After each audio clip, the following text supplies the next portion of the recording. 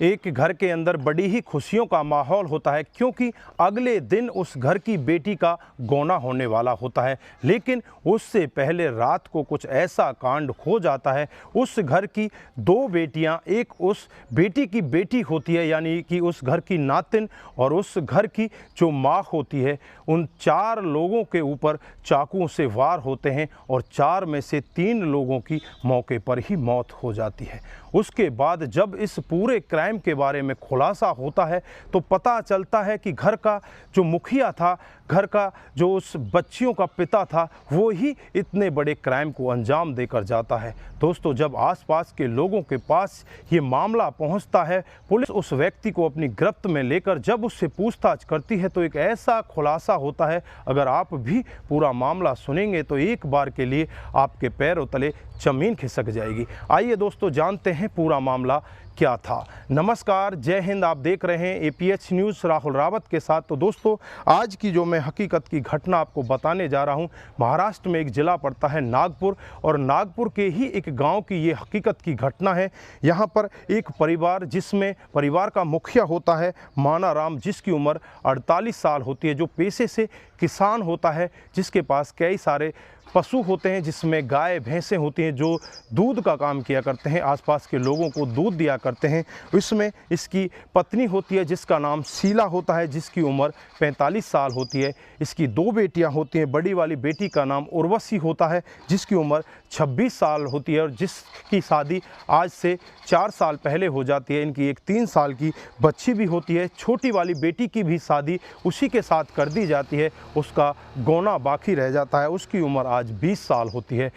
आने वाले कल उस लड़की का गौना होना होता है और उसके लिए घर में बहुत सारी तैयारियां हो रही होती हैं। और इनका एक बेटा होता है जिसका नाम अमित होता है। जैसे ही अमित दूध लेकर अपने घर की तरफ आता है तो घर आकर देखता है, पहले तो जो छोटी सी 3 साल की मासूम बच्ची थी, लहूलुहान अवस्था में पड़ी होती है। उसके बाद उसकी उससे बड़ी वाली बहन, वो भी लहूलुहान अवस्था में पड़ी होती है। उसके बाद एक और बड़ी वाली बहन जिसकी उम्र 26 साल, उर्वशी जिसका नाम होता है, वो भी लहूलुहान अवस्था में पड़ी होती है। और जैसे ही थोड़ी सी आगे जाकर देखा जाता है तो उसकी खुद की माँ जो सिसकियां भर रही है, जिसकी भी हालत बहुत बुरी है। तुरंत ही वो लड़का दौड़ा दौड़ा गांव के सरपंच के पास पहुंचता है और गांव का सरपंच कुछ लोगों को लेकर मौके पर पहुंच जाता है। तुरंत ही पुलिस को बुलाया जाता है।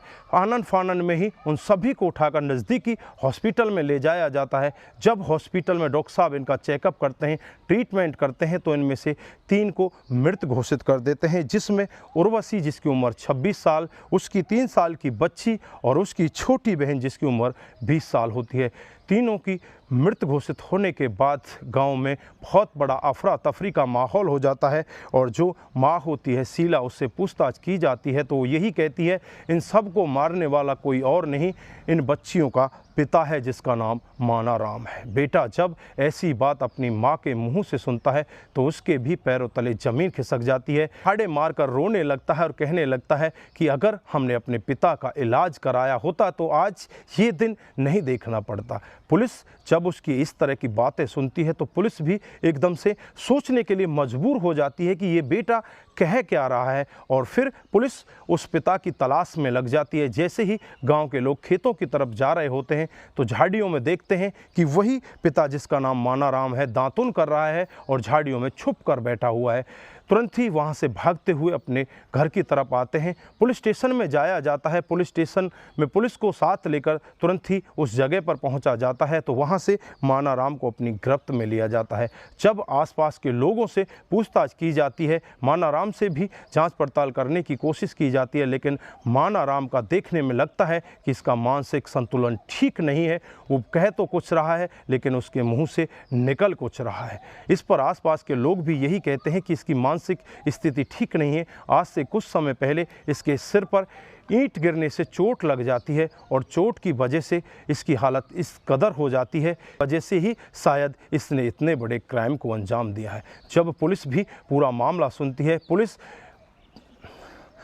तुरंत ही उसको अपनी अरेस्ट में लेकर उसे कोर्ट के अंदर पेश कर देती है। उसके बाद उसे जेल के अंदर भेज दिया जाता है। लेकिन आसपास के लोगों का भी यही मानना था, अगर इसका सही समय पर इलाज कराया जाता या इसे पागल खाने भेजा जाता तो इतने बड़े क्राइम को शायद आज अंजाम नहीं दिया जाता। आज वो बेटियां, वो बच्ची भी जिंदा होती और माँ की हालत लगातार ख़राब बनी हुई है, उसकी हालत अभी भी ठीक नहीं है। डॉक्टर साहब कहते हैं कि जल्द इसे ठीक किया जाएगा, लेकिन अभी भी ये सब भविष्य के गर्भ में छुपा हुआ है कि माँ कब तक ठीक हो पाएगी।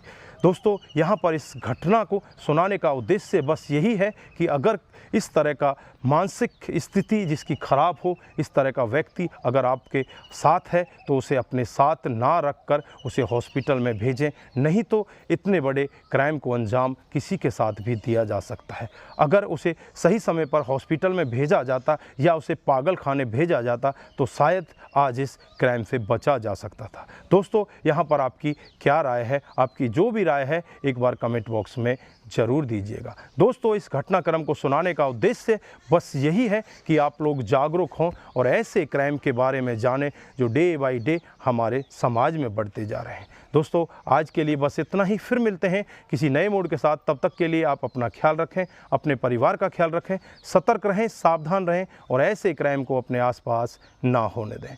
नमस्कार, जय हिंद, जय भारत।